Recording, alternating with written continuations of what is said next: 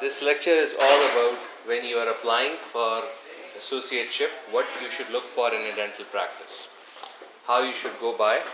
Some of the aspects were covered before, but I'll just touch briefly on them.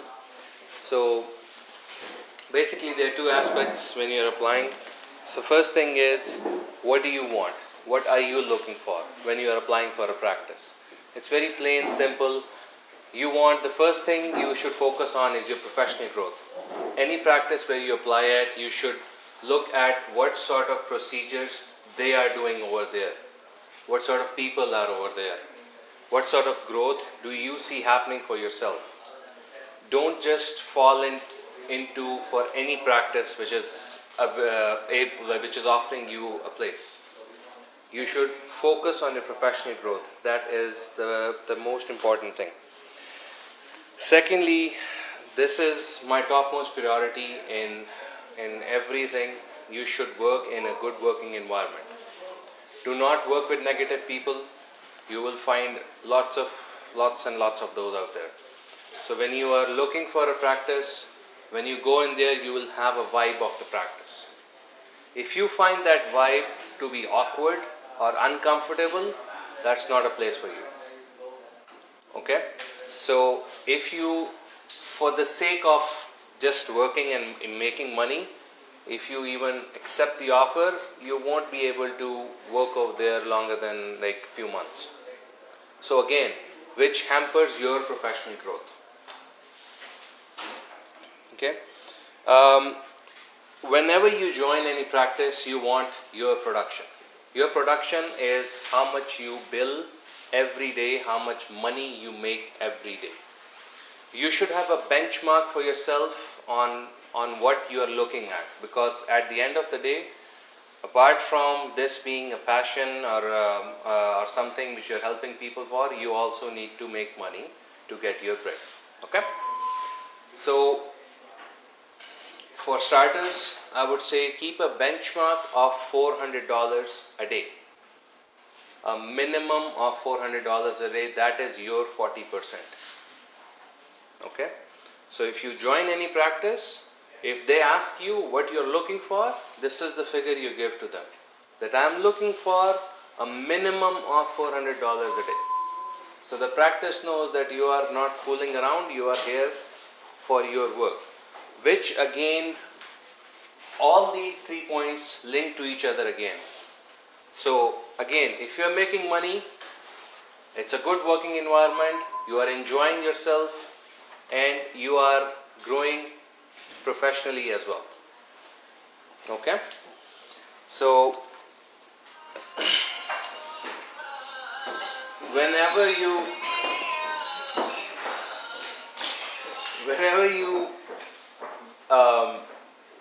so the next thing that you want from practice is you want to build your professional rapport. Your professional rapport for you as a clinician. Okay?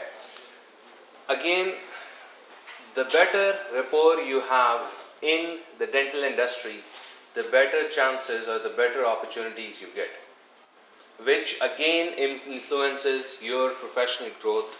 So again, everything is related. Okay? Sorry, I'm just running through all of this. It was supposed to be an hour and a half lecture, because you guys are really tired. The second thing you want from the rapport is your rapport with the patients. Okay? If it is a good working environment, you will be happy, you will be relaxed, you would be able to give all sorts of options to your patients. You won't have any pressures on your head. If, on the other hand, it's not a good working environment, nothing will work out. You will have pressure on yourself, you would be rushing through the patients, leading to lack of patient satisfaction, which will impact your professional growth again. Okay? So you don't want any of this to happen. The second aspect is, when a practice puts an ad for an associate, what are they looking for? So you have to keep in mind that these are the things they want from you. These are the reasons why they have put an ad. Number one, they don't have a provider in those timings. They want to fill in their schedules. Okay? They want their patients to have a good patient experience. They want somebody to come in there and do magic for their patients. Because at the end of the day, if a patient is not satisfied with any dentist in the practice, he is not satisfied with the practice. He's going to leave the practice. So they want a good patient experience for all of their patients, whosoever is coming in. So they also need good production. If a practice is hiring you, they have daily targets. So whenever a provider goes in, the principal gives daily targets to the management. He tells them that I want this much production from this provider. If by any problem or by any issue your production levels are going down from what is expected, then don't expect to stay there for long. Because the practice would not want you to be there. Again, you are not fulfilling what they want. So keep in mind, they also have some expectations once you join the practice. Okay? This is one of the key things. Most of the practices will hire you to do cases which the principal doesn't want to do, doesn't know how to do, or doesn't like to do. Okay? Which could be, like mostly these are complicated cases. These are cases which are time consuming.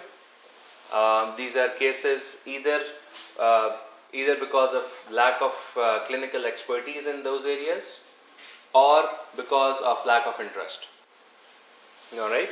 So once you go into the interview, all of these scenarios will be put in front of you by the practice to let you know what they expect from you. Okay?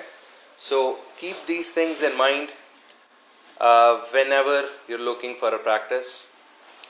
The most important thing which I see is, before you apply, you need to be careful of all of these things. You need to know who you are getting in touch with. How is the practice reviewed by the people, by the patients, by the community, the dental community? Because all of this affects your professional growth at the end of the day. So you need to do your homework. You need to find out about that practice, what sort of practice it is, how many people are working there, who is the principal dentist. You can find out a lot from your friend Google. You can read the reviews and you will get to learn a lot from there. So before you apply, you should do your homework. You should know that this is the right practice for you. This is a place where you could be comfortable working, and this is a place without any negative history to it. Because if it has any problems, it's going to affect your rapport and your professional growth. Alright? So make sure you do your thorough research before sending your resume to any practice. I want to ask something? Okay. Alright. Keep in mind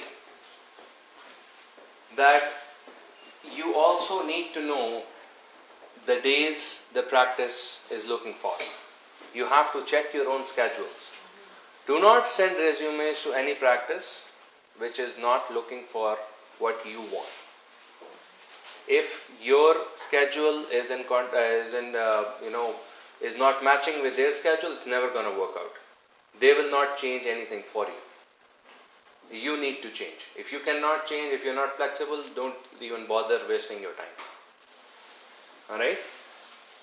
Keep in mind, it is it's a very famous saying. I forgot what the saying was, but in essence, where you will be in the next 10 years will be determined by the people whom you work with. So be very careful in choosing the people whom you work with. So look at that person carefully and think, do I want to be this in the next 10 years? If the answer is yes, go for it. If the answer is no, then again you are hampering your professional growth by staying over there. Okay?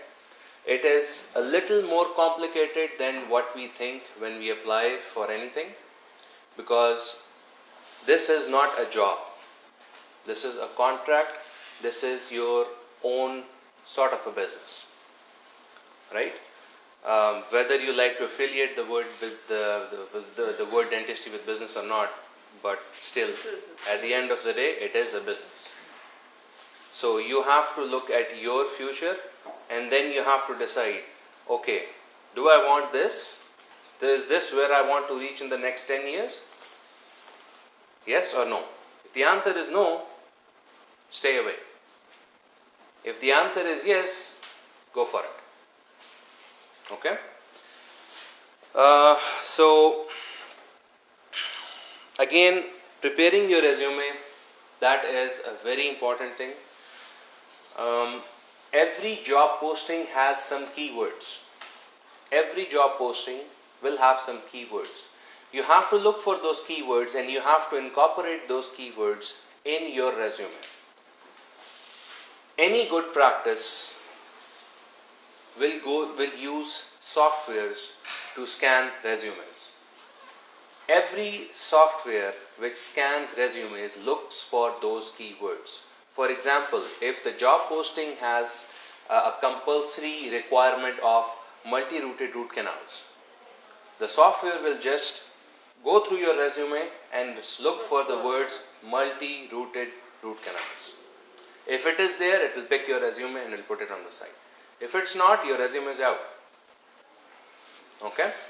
So, nobody has time to sit down and read 100 resumes a day. Nobody. And nobody does that. So, most of the practices, they use these softwares to scan the resumes and just pick out what is required.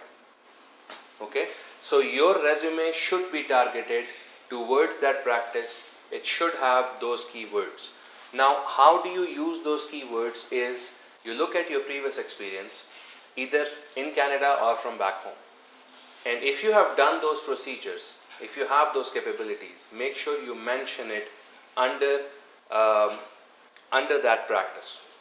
For example, I worked in X clinic in this country, and over there my responsibilities included multi-rooted root canals. So I got one of my keywords in the resume. Okay? So you have to tailor your resume for that practice. Okay? Don't just write a cover letter for anything. Your cover letter is your presentation, is who you are. So if I am getting two resumes, one is just plain, I did this, I did this, I did this. Okay, good. And the other one is, I did this, I did this, I did this, but this is who I am. This is what I like, this is what I don't like. So once I see that cover letter tells me what that person is. And is this a person I'm looking for? Is this a person I think could be a good fit in my team? Yes or no? So that cover letter gives me a much better idea than just this plain resume. So your cover letter should explain who you are.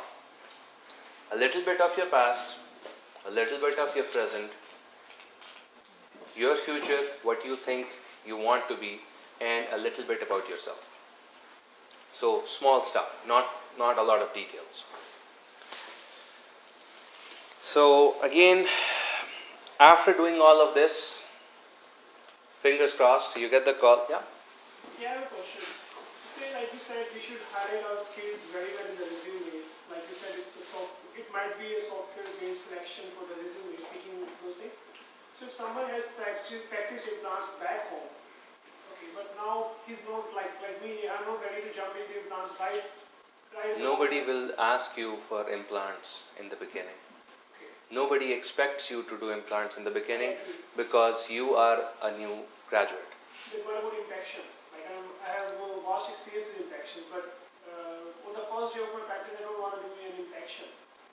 So don't want to do is something different, and having done it before is something different. So you mention it that you have done it, right? In your interview, then you can explain further. Once they see that keyword, they'll ask you, okay, doctor, I see that you have done impactions in the past. So are you interested in doing them over here? So then you can explain yourself that I am interested, but it is the beginning of my career. I just want to get used to it because it is a minor surgery, and I want to be very comfortable with my assistant before I doing it, right? Before I step into it, because if you don't have good communication with your assistant, believe me, it will be a nightmare. Patient will be upset, you will be upset, assistant will be upset, it will be a nightmare. So explain it to them that the moment I have an understanding, I will start doing it. Okay? So you need to explain everything. So let's say you get the interview call. Alright. So guys, just remember, topmost priority, please dress up nicely. Formal. Okay. Take a copy of your resume just in case. At times the practices are very busy and they lose your resumes, and then they spend 30 minutes looking for it. So if you have a copy, that always helps. And secondly, if some people during the interview, they like to keep your resume in their hand and they like to ask you questions from your resume. So if you have a copy of your resume, at that very time you can just look at it and you can see in what context you wrote something. And you would be able to answer those questions in a much better way. Okay? Be polite. Go in with a smile. Don't be anxious. Don't be like scared. Don't have a very scary face, a very anxious face. Oh my God, it's my interview. Like going shivering. Like no. You are a professional. Relax, calm down. Go in there with confidence. Be polite to them. Just have a huge, gigantic smile on your face, and you will do good. Okay. So now, whenever you go for an interview, I learned this thing from one of the ladies when I was new to Canada, and I have always practiced it, and it works wonders. Every interviewer is like a horse who has like these two shades on the side, and he has a limited focus, and he is focusing on the things which he wants. That's it. And he will start asking you questions from there. What you need to do is you need to pull his head, pick it up from where he is focusing, and put it where you want him to focus with your answers. Every interview is driven by your answers. Always keep that in mind. Don't let them focus on what they want. Pull their head up and tell them, look, this is who I am. I know this is what you want, but this is what I bring. This is the value which I bring to your practice. Okay? So, it is all about psychology. They will try to intimidate you with questions. You don't get intimidated. You tell them, okay, don't look here, look here. This is who I am. This is what I do. Okay? It is very easy to do that. Structure your answers. So, if you ask me anything, for example, if Noor is taking my interview and she asks me, so what procedures you used to do back home? Or what procedures you are comfortable with? If I am not comfortable with orthodontics, I won't even mention orthodontics. Or if I am not willing to do impactions, I won't even mention that. I will start discussing about something else, about endodontics, and I will start quoting a story of endodontics. Okay? So, I am moving his head from here and telling him to look here. Once your question is long in any conversation, your answer to any question is long enough, the person loses track where he is. This is human psyche. He has interviewed 30 plus people in the day. Right? He's tired. He doesn't want to listen your blah blah blah blah. But once you give them your blah blah blah, they forget what they were asking. And then they start looking at where you are saying, what you are saying. They start focusing on that. But it should be done not in a way which is apparent. You have to be smart while doing that. The person should not know what you are doing. If you don't convince them, confuse them. Exactly. Alright? Because in 30 minutes, nobody can judge your potential. No one can judge your potential in 30 minutes. They have to see you working, to see what your potential is. They have to see you with their patients. They have to see the patients come out and give you a review. If you are new to a practice, patient gets up, goes out, you will hear most of the times the front office asking the patient, how was it? Right? So they are trying to get a feedback from patient on how you did. So you have to make sure the patient says, whoa, it was amazing. You have to have that wow factor with you. Couple of patients say that, you are a hero. You are a superstar of the practice. Okay? So you have to make sure that you do these things. Alright? What the practice wants is something different, but what you bring is more valuable. You tell them how you can help them to take their practice from here to here. Keeping in mind your professional growth, your comfort, your rapport in the industry and with the patients. Okay? Don't stay focused on one thing that I want my 40%, give me my money and I'm out of here. No, there is much more to it than just getting your money and getting out of there. Okay? Whenever you go for an interview, you ask more questions than they do. This is not an employment interview. This is a contract interview. They want to know about you and you want to know about them more. Because there is no fixed salary. It is percentage. Now, for a dentist, your time is money. If the practice is telling you to come and sit over there for all day and see 2 patients, doesn't make any sense. Your time is much more worth than just seeing 2 patients. 2 patients would mean maximum of $150 a day, which is peanuts. Right? Which is not good for a dentist. There is no professional growth in it. You are not building any rapport. You are not excelling in your field. You are doing nothing. You are wasting yourself. So you have to ask them tough questions. So you have to ask them every single thing. Don't be afraid in asking all of these questions. You have to ask them. So the first 2 questions, these 2, I would never ask the interviewer. Especially if the interviewer is a dentist. If you are being interviewed by the principal dentist, you don't ask these questions from him. You ask these 2 questions in a very casual way from the front desk. Because front desk receptionists, they have a thing of talking. They talk a lot. And they talk so much that at times they forget what they say. Or what they are not supposed to say. So you just go casually looking around in the office, either before the interview if you are waiting, if the doctor is busy or the interviewer busy, or after the interview. And you ask them very casually, oh, how's it going? So, yeah, it's a nice office. How many associates are working here? Oh, okay.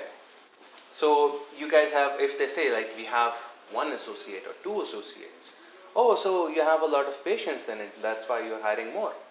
Oh, no, one of our associates left. Oh, your associates left. What happened? So, if you see a history of associates leaving that practice, the turnover of associates being higher in that practice, there is something wrong with the practice. You might not see it right now, but there is definitely something wrong. And when I say there is something wrong, guys, trust me, there are all sorts of people out there. There are all sorts of people out there who are willing to use you, abuse you, and then throw you away. You guys are new in the field and you have no idea how many tricks they can pull on you. So you have to be very careful. Okay, I'm not trying to scare you, I'm just trying to tell you the actual picture which happens in the market. Okay? Yeah. I am very straightforward, and when I talk about these things, I don't sugarcoat anything. This is how things are, and this is what I went through when I was looking for my work. So it is better that I give my experience to you guys so that you don't have to go through all of that. So when you say they can use you, abuse you, can you give us some examples? What do you mean? I'll give you a lot of examples. Just wait. Yeah. Okay. So patient turnover, patient flow, active patients. Very important question. How many patients are there? How many new patients do they have? Right? What are you looking at based on your daily routine? What is an average schedule like? Check their schedule. Look at their schedules. Look at their previous days. Okay, the days they are hiring you. Let's say they say, we want to hire you for Mondays and Tuesdays. Fine. Look in their schedule. How was the schedule for the last 2 months on Mondays and Tuesdays? How many patients were there? If you see, just a second, I'll come back to you. If you see at least 4 to 5 patients, it's okay. If you see, yes, Can we ask for the production for last 2 months? Not production. You can never ask for production. You can ask for the schedule. Once you see the schedule, you will find out the production yourself. Yes, correct. Because schedule will have patient's name and the procedure he was booked for. So you have an idea, okay, fine. So, for anyone who has no idea about fee guide, if you see one filling, a patient booked in for a filling, it means $175, a ballpark figure, out of which you will get 40%, which is round about how much? $70. Okay? So you can calculate from that. If it is a root canal, a single rooted root canal would be $600, ballpark. Not single rooted, but anyways, a root canal is a ballpark of $600. So out of that, you will get 40%. So you can calculate based on that. Okay, fine, this is what it is, this is what it is. This patient was in for an exo. An exo is like what? It's a simple extraction or a complicated, simple is $165. So based on that, you can get a pretty good idea what you are in for. You are entitled to look at all of these things before you make a decision. Don't be overwhelmed. Okay? Yeah. Is it possible that from the schedule you can know if it's covered by a program like Health is Life or something? Because we heard a lot of that. Yes. It is possible. Once you click on the patient's name, there is a column on the right side. Most of the softwares have that, which has something which calls insurance coverage. A point called insurance coverage. So you can see under the insurance coverage what sort of insurance it was. Okay. So which also I'll address that. So you have to ask them about your remuneration. What's your part? How much money you're gonna make every day? What is their proposal? Okay, I'm looking for a bare minimum of $400 a day. What do you think? Is this possible?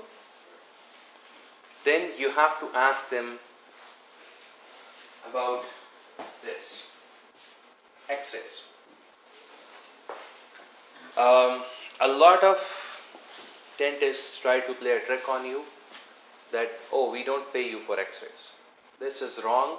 It is against the rules of RCDSO. It's very simple. When you prescribe those x-rays, they go under your ID. If something happens, you are liable for them, not the principal dentist. So you should be paid for them, not the principal dentist. You should get your 40% out of those advised x-rays because you advised them, they are under your ID and you are liable for them. Okay? Shall we position ourselves like if the principal dentist says that we don't give you a share for the access, shall we? Then it is a red flag. For me, it is a red flag. Okay? If the principal dentist says, oh, we have a fixed rate, we don't pay x-rays, we have a fixed rate. For example, I went for an interview and the guy was like, oh, we don't, the associates don't do new patient exams. As the new patient exams are done by hygienists, which is wrong. It is not possible. Hygienists are not allowed to do new patient exams. They can do charting, yes, but the code goes under the dentist who goes in to check. So they are putting the codes under your name, but they are not paying you for that, which is a red flag. Okay, so you want to stay away from that practice. So how do we find out, like, because by the time we sign a contract, You don't sign a contract, my friend. okay. Don't be in a rush to sign a contract. RCDSO gives you 60 days. You have a right of working without a contract of 60 days. Okay? You can go through RCDSO files and you will see that you have the right to do that. Nobody can force you before that. And there are ways of stopping that from happening. Once I come to contract, I'll tell you how to do that. Okay? So you have to ask these questions. You need to know what you are in for. Okay? So you have to ask them, okay, fine, this is what I'm looking for. You think is this possible or not? So any restrictions like this, oh, we pay you a flat of this much. If you do a recall, it's a flat $10. What? No, it's not. It's 33 bucks. So that's a red flag. He's trying to be smart because you're a new dentist. You don't know how the profession is run. Secondly, when you are applying or when you go to post your resumes on OD's website or somewhere, you will get calls from practices which will claim to be hygiene practices. Oh, we are a hygiene practice. Okay. We are looking for a dentist. Okay. Now, that's a problem. Legally, a dentist can hire a hygienist. A hygienist cannot hire a dentist. It is illegal. So what do these people do? They first approach you. We are looking for a dentist. Okay? But there is an issue with RCDSO. No. What we will do is, we will do a lease with you. You will pay us a lease of 60%. Oh my God. Lease based on percentage.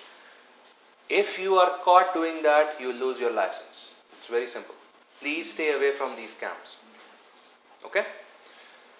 RCDSO does not allow a dentist to share or to give a percentage to a hygienist based on his own patients. You can hire a hygienist and give them a share of like 20% or something based on what you want, but they cannot do the same with you. Alright? So, if they are looking for a lease, fine, it should be a fixed number. If they are leasing a dental chair or a portion of their office to you, it should be a fixed number. Okay, I'll pay you a lease of $4,000 a month, flat. That's it. But keep in mind, once you leave that practice, the records of those patients are your responsibility. Okay? The patient goes with the dentist? Yes, all the records. And I'm very sure you have no idea how to handle those. How to keep those records safe. So please, stay away from such offers. The moment you hear we are a hygiene practice, we are looking for a dentist, thank you. Be very polite and kind, It's the beginning of my career. I hope you understand. I just want to keep things simple.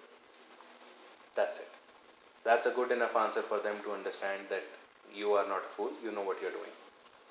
So please, do not fall for anything like this.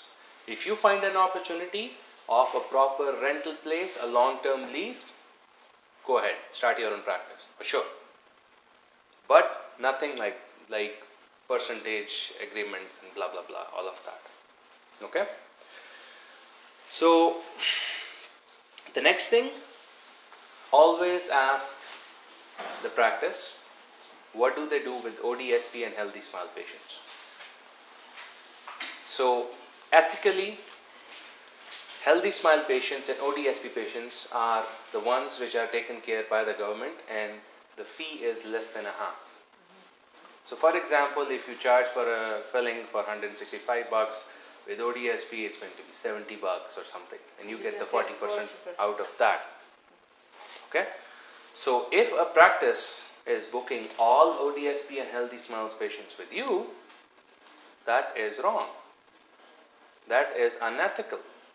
It should be divided equally among all dentists working in the practice. If they are saying, no, you have to, blah, blah, blah, that is a red flag. That is red flags everywhere. Okay? That is like you are wearing red sunglasses. Alright? So you better run away from there. So, every practice should give you the freedom of practicing. There should be, you have to ask them if there are any restrictions, any procedural restrictions. Like in the morning she was saying that some practices will tell you, oh, the principal does major work. Now, is this a red flag? Yes and no. If this is the only issue, it's not a red flag. Temporarily, it's okay. Get it in, get your experience moving. It is not good for your professional growth. Not at all. But for the time being, it's okay. Because this is the only issue. But if this is an issue and then all the ODSP and healthy smiles are going towards you and all the x-rays are not being paid and you are not entitled for recall exam fees, then oh my God, say bye-bye. Alright? If anybody is asking you, whenever you go in, you have to ask them about your percentage. What are they paying you? My recommendation is, if they say anything below 40%, I would never take it. I would say no, because that is the industry standard.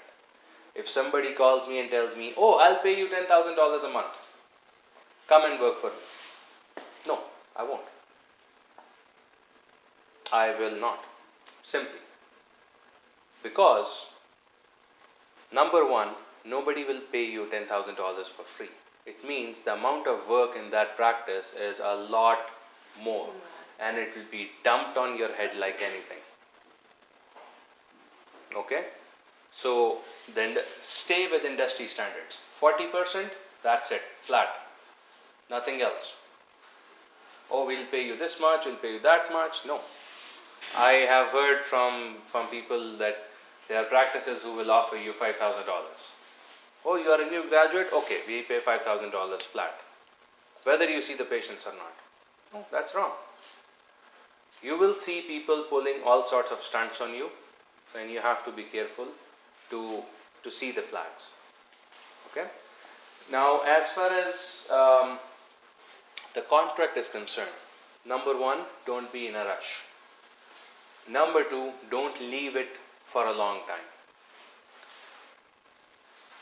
Both are against you. Okay? You need to have a contract in place for you to work at a practice. It is for your own safety. If there is no contract, the practice can tell you anytime, bye-bye. And they cannot pay you. You have no legal grounds to stand on. You're left with nothing.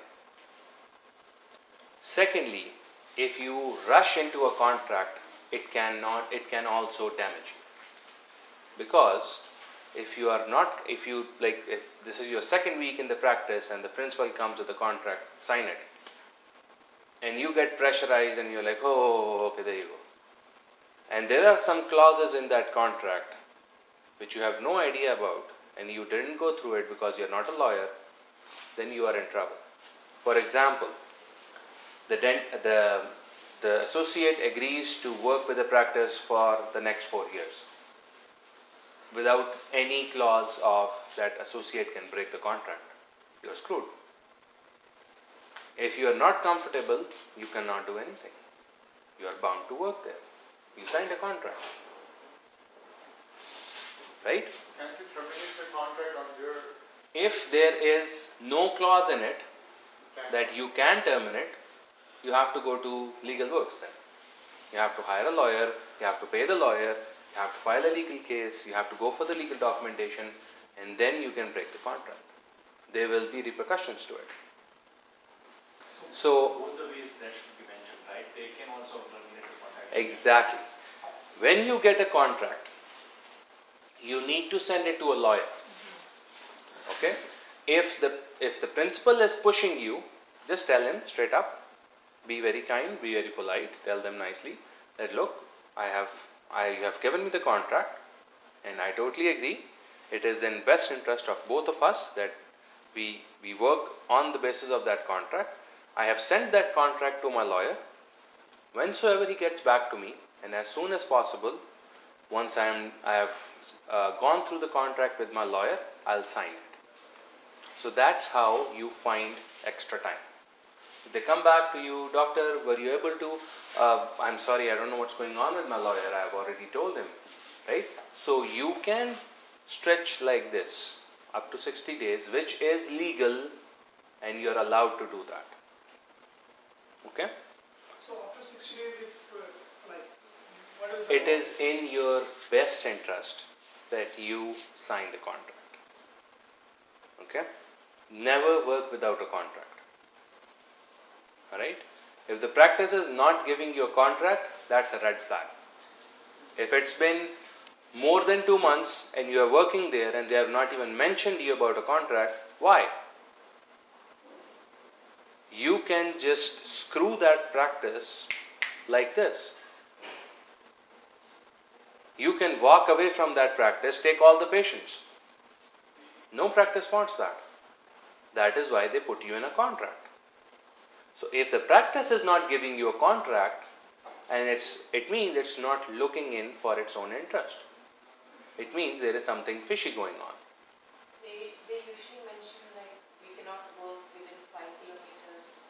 Yeah. Exactly. 5 kilometers is fine. More than that, the court just disapproves that. According to what I was told by my lawyer. If it is more than 5 kilometers, the court disapproves that. 5 kilometers is what. And there are more clauses to it that you cannot contact the patients, you cannot contact the staff, you cannot hire the staff. If you hire the staff, this is the penalty for this. If you contact any patient directly or indirectly, then these are the consequences and blah blah blah, all sorts of this stuff. So you have to be very careful with this. Sorry? This is when you leave When you leave the practice. Yes. So when you leave, you can take your patients? You cannot. No. No. That is against the contract. Every contract will have this clause. If the patient willingly wants to follow you without you telling them anything, then it is a different story. For example, if the patient likes you so much that he goes to RCDS's website, checks your name, where are you working, and follows you to that practice, that's perfectly fine. You did not call the patient intentionally to tell them, oh, now I am here. Why don't you come and see me over here? That is wrong. Okay? It's a whole different ballgame. So keep all of these things in mind when you are looking for a practice. Even if you do that, sir, like, is there any way they can penalize us? Do what? That, like, I'm done with this practice, I'll be at that practice. Yes. Yes, they can penalize you. Like, who will penalize? RCDS? No, the principal will file a lawsuit on you. The principal has to file a and you will be in deep trouble. But so like, what will be the proof of that? That contract. Patient can, No, like the patient can be the proof of that. Saying Yeah. Like, he told me not to. Yeah, they can give money to You can patient, testify. patient can be, a lot of stuff can be done. Recording or something. Recording, email conversation, just the patient saying, yeah, he called me and he said that. Yeah. what about the ODSP, like you said, you can go and check the schedule and see like if ODSP patients are coming on, like to me only. So after 2 months, like within that 2 months they are good with me, and after 2 months when I sign the contract I then start putting the ODSP patients on my. So you have to look into your contract that those clauses are addressed. Contract is not something which just they hand you over. Like, go sign it. You can go back to them saying, asking them about, okay, this clause, I don't like this clause. What's wrong with this? There is something wrong over here. Right? For example, I was given a contract and it had that you are allowed 7 days of leave a year. So I went back to the principal and I was like, what the heck is this? So I requested him, obviously I didn't say it like that, so I requested him that, look doctor, like this is not right, it has to be at least 8 weeks. So yeah, you are a professional, you need your time off. Dentistry is very stressful, very, very stressful, right? So by Yeah. 8 weeks, you mean like from a full-time employment, like you're working 7 days a week or 5 days a week? What does it mean, like 8 weeks? If you're just going for 2 days, then how much time you can ask for that? Week is a week, Total of 8 weeks in a year. Yeah, that's fine. Right? You're just going on if you are working in a practice for 3 days a week, right, and you said, and you give them an application that I need time off for a month, so that is 4 weeks, that is your 12 working days, that's it. It is not your 12 working days only, it is the whole week, because if you are not there, they have, someone else has to ship in, like pitch in with you, for you, right, and they have to come and they have to work. They have to arrange somebody to work in place of you, because they will not lose their patients. Is there a guideline about this, like vacation? I think in the contract. days or how many weeks? I would say a minimum of 4 weeks. A minimum of 4 weeks. That's what I have seen in my experience with associate contracts. It's a minimum of 4 weeks. Less than that, you should not agree to it. Like we are on share basis, so there's, I believe we won't be getting paid for that. Obviously. Of course, it's better. My friend, It's not so bad. there are two sides of the coin, you know. So when you talk about the interviews and asking the employer questions, Yeah. what have you faced? Are they very compliant? For sure they are. For sure they are. But the problem with ITDs especially is that we are not aware of these things. We go there overwhelmed. Oh my God, my first interview, I gotta get this job, you know, gotta get the money back, need to pay loans, come on, I need this job. So we sit over there like, whatever he's saying, you're like, yeah, no, don't be like that. You have to express yourself, you have to be the person you are, right? You have to look at your interest as well. You cannot just follow what you are being told. Because at the end of the day, even after you join the practice, the responsibility of the principal is just to provide you with the equipment, material, time, staff, patience. Done. Everything else, anything happens, any complaints, it's your neck on line. Okay? Dr. Vikas was showing us the CDS, so we can search the dentist. Yes. Some of them have 3 clinics, they are visiting 3 clinics. So 3 addresses are mentioned when we are searching someone on there. Right. Is it mandatory to mention our addresses where we are practicing? Like some of them are not having mentioned any addresses. I was searching. Right. So if you have nothing updated over there, and if one of your loyal patients is looking for you, then you are at a loss. It's very simple. consider it as a marketing tool for you. If your information is incorrect, nobody can find you. Okay? So just be careful. You were asking about examples. The easiest example would be that the practice calls you in for work. You work there. First day they say, "Oh, doctor, we need a working interview from you."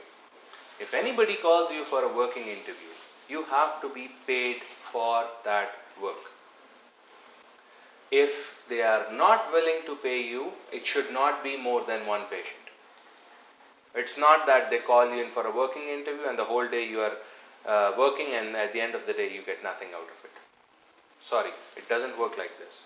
Either you get paid for that or it's just one patient. If they say, you just make it clear to them, "Oh, you want a working interview? For sure, then you need my CD and it so I can be paid for it." No, doctor, we don't pay you for that." "Oh, really? Then please make sure there's just one patient." Okay? Be very upfront and clear. What's a working interview?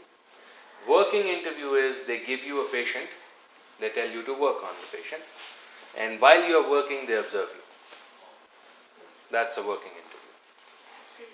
They will use just simple fillings or they will ask you to do a root canal treatment? Whatever they can find. Normally it's simple stuff. What they are looking for basically. If they are looking for a root canal, they'll give you an ODSP patient of a root canal. Right? If they're looking for I heard that they are asking you to stay observed for 2 months and then they will hire you. No. Red flag. If somebody is not paying you for your work, bye-bye. You're not there for free. They're like, you're fresh and you don't know the system and we will teach you, so why don't you just observe? Why can't you just go anywhere else to find a job? It means that person is trying to pull a fast one on you. Don't fall for it. Right? Provided if you want to do it, right? Yeah. If you want to observe. Observation is something else. Just going there and shadowing somebody, right? If you are going to a dentist and you willingly ask them that I want to shadow you, then it is okay. But if you're going for a work, if you're looking for work and they say observe, doesn't make any sense. Right? Indian affairs, do you have a separate fee guide like ODS? Sorry, for patients? Indian affairs. Indian affairs, like from one clinic when they First Ah, nations. First yes, nations. I think first nations. So Okay. do you have a separate fee guide for that or? No, it's the same fee guide for everyone. Yeah. I don't. For ODSP and HSO, they have different fee guide. No. Fee guide is same for everyone. The codes are same, but the price Even the codes are same, but the pricing that you get, amount of collection that you get from the government is different. So billing is different and the collection is different. Huh? Billing and collection are different in this case. Billing is what you send. Collections is what you get. You are paid on collections. You are not paid on billing. If you find a practice who is willing to pay you on billing, oh, voila. So, I have a question regarding fee guide. Are like the practice or dentists allowed to charge less than fee guide or more than fee guide? Legally, you or ethically, you should not charge less than the fee guide. Unless there is certain circumstances. For example, it's a friend, right? It's family. Yeah. If somebody comes to me and it's a genuine case and I see that the patient cannot pay, I would charge less. I have done free treatments as well. But if I know for sure the person cannot pay, at the end of the day, he's a human being. Money should not surpass your value of humanity. Okay? More you can surely. Sorry? Like more than fee guide, you can surely charge. No, you can never charge more than fee guide. Suppose like Ontario Dental Association is prescribed root canal single rooted tooth 600. I cannot charge 7,700. Not at all. You will be in trouble if you do that. Because it's a guide, right? Like It's a guide and you should follow the guide. You cannot charge more than what is prescribed unless you are a specialist. For specialists, it's different. For example, if you're an endodontist, your fees would be different. Your fee guide will be different. then your fee guide will be a range from this much to this much, right? But once, if there is no range in the fee guide, then you have to charge what is written over there. You So every cannot practice- increase that. So every practice in the province charges the same fees for Exactly. prescribed. Nobody can increase or go beyond the maximum amount. It's not allowed. So if we're working in a practice and we would like you to decide to treat this patient for free for certain reasons, is it okay? Like, because like you're working there, you know the time you usually spend. Right. So you're, yeah. Can you decide this? Sorry. No. Yes. Demo after this. They are not stopping with the question. Okay. So you need to be in line with your practice. Okay. Now you have to know what you can do and what you cannot do. Okay. That's from the beginning. Right. So the example I'm giving you. My practice is very good. Like my principal is a wonderful guy, and he believes in charity work a lot. So if you were working with such a person, yes. Okay. This. When you are scheduling the appointments, doctor, Yes. you decide the time span for them, or it's the people at the front? Okay. When the scheduling is being done, initially it is the people at the front who will decide how much time you need for each procedure. If you think that you need more time, you can always go and let them know. I think I need slightly more time. So for this procedure, book me in for 8 units instead of 6 units and stuff like that. But keep in mind, if you increase that time too much, again it goes down to patient dissatisfaction. The patient does not want to sit in your chair for a long time. Okay. Would you recommend buying liability insurance like more than $1 million? Like what's the minimum we should buy the liability insurance? You should not buy liability insurance. You are working in Ontario. RCDSO will cover your liability. If that's $1 million or something? Don't worry, my friend. For the first time, it's 1 million. When you get sued for the first time, for the second time, you can buy your liability insurance. And how much is the importance of memorizing those codes? Like, You don't need to memorize those codes. You will learn them with the passage of time. You have your fee guide. You can keep your fee guide with you, and you can just do whatever you want. But make sure when the billing is done, you are the one who's putting the codes, not the office. Okay? The office is not supposed to put in codes. You are the one who is supposed to put in the codes. Because again, those codes are going under your name. Right? You are liable for it. If they are billing or if they are doing something wrong with the billing, even if it is by a mistake, you are liable for it. So you should send your own codes, you should put in your own codes. If you don't know how to do it, ask the front desk, show me how to do billing on this system, and they'll let you know, because every software is different for billing. Okay? What else? Anything? I have a question, last question. So with all the diligence, if you had like done all our homework with the like, consultation with the lawyer and you sign a contract, and after 2 months or 3 months we find out that there's some ghost area of the car or basically that dentist is doing something which is not supposed to be done. Is there any agency or any organization we can reach to for addressing this problem? So first and foremost, talk to him. Okay? He's your colleague. First and foremost, you save him and he saves you. It's as simple as that. So first and foremost, talk to him. I found this, there's something wrong. So if you find there is something happening deliberately, it's a deliberate act, which I don't think you will find. But if you see there is a deliberate act of something wrong, then yes, then you can just tell them that I am not comfortable working over here anymore. Please tell me how much notice you need, and you can move away from here. That's the only way out. Quitting the practice. Yeah. Don't file a complaint, my friend. You will be in trouble. Okay. Be careful. Why is that? How, There are, as I said, your rapport is with your patients and with the community. You are going against your own community. Okay. Got it. You are damaging your rapport. Got it. But if it is something which is way out, then yes. Okay? But for minor things, it is always better to go and talk to your colleague, and for sure.